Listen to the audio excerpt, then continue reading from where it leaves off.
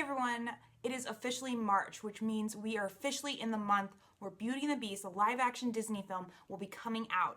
In the States, it comes out on March 17th. Sadly, I'm not going to have a chance to see it until March 18th though. But Beauty and the Beast has been my favorite fairy tale since as long as I can remember. Since before the Disney movie, just growing up and reading the fairy tales. So I've been working on this particular vlog for a while, gathering information and talking about the movie, some of the other stories that you can read while you're waiting, some other movies that you can watch while you're waiting. So first off, like I said, Beauty and the Beast has been my favorite movie, fairy tale, whatever, my entire life. So when I was very, very young, my parents would read me fairy tales before I went to bed, just like any other child, and this was my favorite one. This one is Beauty and the Beast, and it's illustrated by Hilary Knight, and it was translated by Richard Howard. This has been my favorite book growing up. I actually had to re-find it because when I was a child, I lost it at some point in time, and I'm so happy I was able to find another copy. I just love this one because the art in it is just simply incredible. It's just beautiful. This was just my favorite book growing up. I just loved it. And then 1991 happened and my world was changed. I discovered my favorite Disney movie in the world. Like, I just wanted to be Belle. I just loved her. I love the story. I love the Beast. I love the characters. Everything about this movie I adore. The cool thing about Beauty and the Beast, it is based on true events. This story was written in 1740 and it's from France.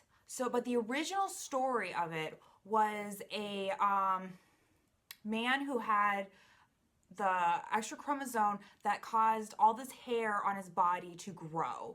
It was a very, very rare case. He was sold to some royalty and he was brought up as royalty because he was looked at not really as a pet. He was more like a science experiment. They wanted to see if they can tame this beast and make him into a man. And of course, he was just a regular guy. They got him when he was a child. They bought him. And they just taught him to be a royal and to be brought up properly, and it's incredible. Now, the queen was the one who wanted to marry him off. Another science experiment to see if in the passions in bed, if he could finally turn into a beast. Now, what's really interesting about this is the wife of the said beast was named Catherine. If this sounds familiar, it's because Catherine is the name of the beauty in Beauty and the Beast in the 1980s TV show starring Ron Perlman. That was the name of the beauty of that. Also, the modern day one, which I don't really want to talk about, her name was also Catherine. So that's based on the original story of Beauty and the Beast, which is kind of awesome if you think about it. Now let's get back to the movie that we're all waiting for. So what's really cool about the live action version, first off, I was not sure how I felt about Emma Watson as Belle. I love Emma Watson. I am obsessed with Harry Potter. So seeing Hermione Granger go into one of my favorite characters of literature and movies ever, I was a little worried about that. But once I saw her in the costumes, I heard her sing, I was good. My other issue with this is Dan Stevens, who plays the Beast in this movie. Now, I've watched some Downton Abbey, but it's been a really long time since I watched it, so I don't really remember his character very well. But I have seen the movie The Guest. It is a horror movie it's like a horror thriller movie starring Dan Stevens, and he is terrifying in it. So seeing him in this Beast part, I was really afraid of how this was going to work out, because when I think of him and I see his face, I think of this terrifying movie where he's kind of scary. But I'm really excited to see him now in this part. After seeing all these trailers and everything, I think he can pull it off. I am very, very excited about this.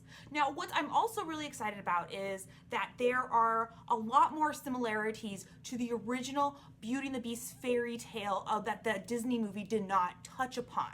So, first off, when Belle's father spends the night in the castle, Beast in the cartoon movie just sees him as an intruder and throws him into the dungeon.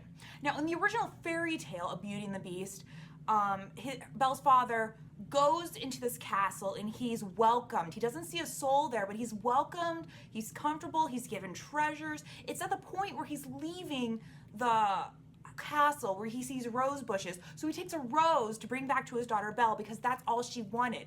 That's when the beast appears and he says, I have done all this for you and now you take a rose. I'm gonna kill you. And he says, no, it's for my daughter. And the beast is like, okay, you can go and either bring me back one of your daughters or I'm gonna kill you. So he goes off and so, depending which fairy tale you read, he will bring his daughter back or Belle kind of like escapes on her own to get to the beast. So if we watch the trailer, you will see Belle's dad in this beautiful rose garden and he's cutting the rose. So that's from the original fairy tale. That never happened in the original cartoon movie, which is really, really cool. The other really fun thing I'm kind of looking forward to is The Ring. Hot Topic released this beautiful ring and it's kind of weird looking. It kind of looks like an arrow that's going through a heart. On their website, they have a really funny disclaimer on it. It's like, this is a replica of the movie Ring. What's it a replica of? You'll have to watch the movie to find out. So in my mind, I was thinking, oh, that's really cool because in the fairy tale, when Belle returns to her family and she knows the beast is dying, she's given a ring from the beast to get back to the castle. So when I saw this ring on the website, I'm like, oh my God, that's the ring. That has to be the ring from the story that Belle has to put on her finger and she goes back to the beast. Now, I went through a couple of the trailers frame by frame because I thought I saw a ring on Belle's finger. Sure enough, I found this picture right here. Here you can see Belle wearing this exact ring on her pinky finger. Now, you can see it in other scenes before she would have gone home. So this is obviously something that's meant a little more to her. I'm guessing now that in this movie, we're learning more about Belle and her family and everything, her mother. I'm guessing it's probably something that her mother gave her. That's just my prediction for this. But I was really, maybe, who knows, maybe at the end it will still be the ring that brings her back to the beast. I don't know. I'm really excited about that. I really hope it is. So if you're too excited to see Beauty and the Beast and you need it now, you need something that can hold you over for a little bit, here are my recommendations. Now, book-wise, again, we come to my favorite picture book, A Beauty and the Beast. This is my absolute favorite. The pictures are just gorgeous. It's a great read. It's beautiful. This is what I grew up with. When I think of Beauty and the Beast, I think of this storybook because it's what I grew up with. This is what I had before the Disney movie. So this is a really good one. Of course, there is always the original fairy tale, which you can find anywhere. It's so old, there are no copyrights on it. You can download it onto like a Nook or Kindle for free. You could just find it probably on some website. It's so easy to find and it's just a couple of pages. It's really not that long, but it's so good. What's also awesome about the Beauty and the Beast fairy tale, it has been translated into hundreds of languages. It's been told and retold over and over again. There is actually another book of Beauty and the Beast. It's called Beauties and Beasts, and this basically has dozens of stories that are translated from different languages and their version of the story. Basically, they're all the same to a point, but there's sometimes a little twist where the monster is like a three-headed snake, a goat. There are so many different forms that the beast takes depending on the country of origin. It's so good, so interesting to see how this story has translated over hundreds of years to different languages. If you want something a little more young adult, this book recently came out, As Old as Time is a Disney official book. It is kind of a retelling of the story, which focuses more on Belle's mother, and it's like, what if Belle's mother was the enchantress that casted the spell on the beast? So this is an interesting take on it. I was very excited to pick this up and read it. I got this at Barnes & Noble. It flip-flops between chapters of Belle's mother and to chapters of Belle in the castle with all the characters up to the point where she finds the rose in the West Wing. That's when things take a turn and just goes a whole different way. It's really interesting. I love the idea. I was not happy with the ending. It's an open ending. I really hope she writes another one. It's written by Liz Braswell. I did not like the ending. I kind of hated it. It made me so mad. Everyone's like, oh, it's so good. They focus more on the friendship between Belle and the Beast, and so their love is more real. No, it really doesn't. So I was very upset with this book at the end. I really hope that they write another one. There are other books written by the same author that has to do with Aladdin and I think The Little Mermaid. No, it's Sleeping Beauty. There's another one, Sleeping Beauty. No one, from what I read online, no one liked the Aladdin one. So I know I can't be alone in the ending of this. I was not happy with it. Another thing I really didn't enjoy about this book, as a writer, I do not like to repeat myself in my writings. In this book, they used the word provincial every other page. Like, it's used in the movie, we get it. It was in the movie over and over again, but it was not used as many times as it was used in this book. So I found that extremely annoying as well. Yes, we get it. Belle is done with her provincial life. We don't need to be reminded about it every other page. Another young adult book is Beastly. This came out in the early 2000s. It was the base behind that god-awful movie starring Neil Patrick Harris that came out, like, what was it, like 2011 or something? This book, it's okay, it's cute, it's a retelling of the story in modern day New York of the spoiled brat who gets turned into a furry beast. The reason why this caught my attention, I was in college when I first heard about this and when I first heard about the movie. I was so excited to see this movie because I loved how they portrayed the beast. He was just bald and he had all these awesome tattoos and he just looked fantastic. I've never seen a beast of it because whenever we think of the beast, we think of a little furry guy. But how they did it in the movie was awesome. I never heard of this, so I went out and I bought the book by Alex Flynn. What I thought was a little cheesy is that this is how you really can tell the time, is that they had a message board between like all these fairy tale creatures that were cursed. Like there was like the Little Mermaid on the message board and the bear from Snow White and Rose Red and the Frog Prince, just all these guys talking about their curses on a message board in between the chapters and everything. It was kind of cheesy, and what I really didn't like is they used leet speak. No one does that anymore unless you're like 5, so that was really annoying to me, but I still pick this book up every few years and I reread it. It's not terrible, but it really is a young adult book. Now, if you want movies, like I just said, there is that Beastly movie that you can find. It's not that hard to find. It's not that great. I actually almost bought it today because I found the Blu-ray for $3, but I was like, no. If you do watch the movie Beastly, watch it to the end. I do not care for the ending. I really don't like it. I think it's dumb. They have the alternative ending on the DVD and the Blu-ray, which is so much better. So I highly recommend watching that. I don't know an exact minute. If I did, I should have bought that so I could find the exact minute that you can transform it, or that you can transfer over to the alternative ending, because it's so much better than what they put out in theaters. If you want another really good Beauty and the Beast movie, you're in luck. Recently, this one came out, Beauty and the Beast. This is a French movie that came out in 2014. I have been waiting years to get this. It finally came out stateside at the end of February, so I just got this in the mail. It is beautiful. If you've seen Black Swan, it stars Vincent Cassel. He is in that, and he plays the Beast in this. It is beautiful. The artwork, the imagery, everything that went into this movie was gorgeous. And they also had their own little twist of the Beast. They told more of the Beast's story. What I didn't like is the relationship between Belle and the Beast was still kind of rushed, so the love between them didn't really feel real, but it told more of the Beast story, like what happened, what led up to this. He wasn't a spoiled, vain man in the sense that we're known. He still was kind of vain, but it was really, really cool take on this. So I really recommend this one. I love it. It is out. I was actually at the video store, so you can rent it there. You probably Amazon or just rent it anywhere. Get this. I highly recommend it. It's so good.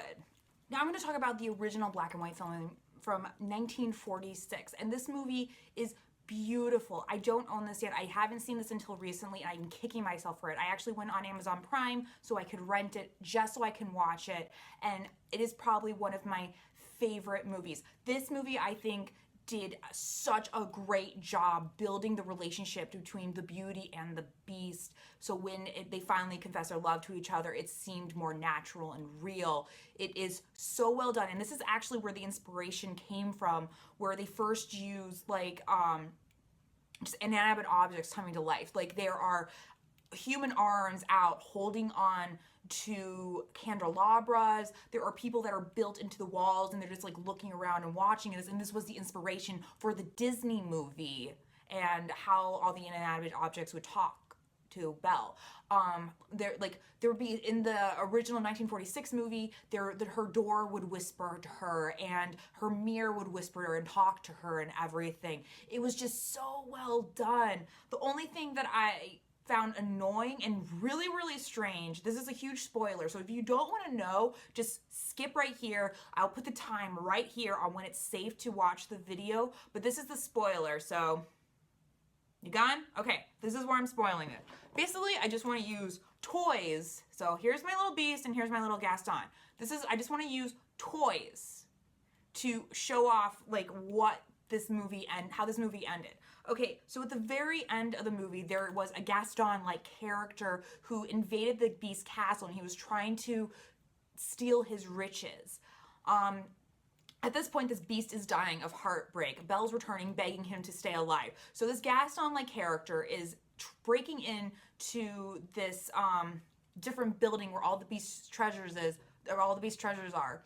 So he's trying to get in, and there's a statue of the goddess Diana, shoots an arrow at him and he dies. At that point, because of his greed, he turns into the Beast and the Beast turns into this Gaston-like character. So Gaston, it's like if this would happen in the Disney movie, the Beast now has Gaston's face and Gaston now has the Beast's face. So that was really weird for me. Okay, spoiler alert over. So like I said, I recommend this so much. There is a Gaston-like character, which you don't see that often in a lot of the other representations of Beauty and the Beast. He's not as big a jerk as Gaston, but he still kind of sucks. So I highly recommend this. Just go find it. It is so well done. It has done things that I have never really seen in black and white movies before, since I am more inclined to watch a black and white horror movie than anything. They are very low budget. Here you have this very well done French film that the lighting is perfect. It's beautiful, and I saw slow motion on it. I've never seen any black and white movie do slow motion, so that was very interesting to me. It was so good, so I highly recommend it. So there's this other one that I discovered on YouTube. It was in 1976. I never heard of this one. I just kind of stumbled upon it on YouTube. Link is down in the description. But again, this is probably now one of my most favorite Beauty and the Beast movies. The Beast, I prefer my Beast to look more cat-like. That's just what I grew up with. I like them. They're big and fluffy. This one looked more like a boar, which was really good. I didn't think I would like it. I was kind of putting it off because I didn't want to watch it because of what the Beast looked like, which kind of is the idea behind the story.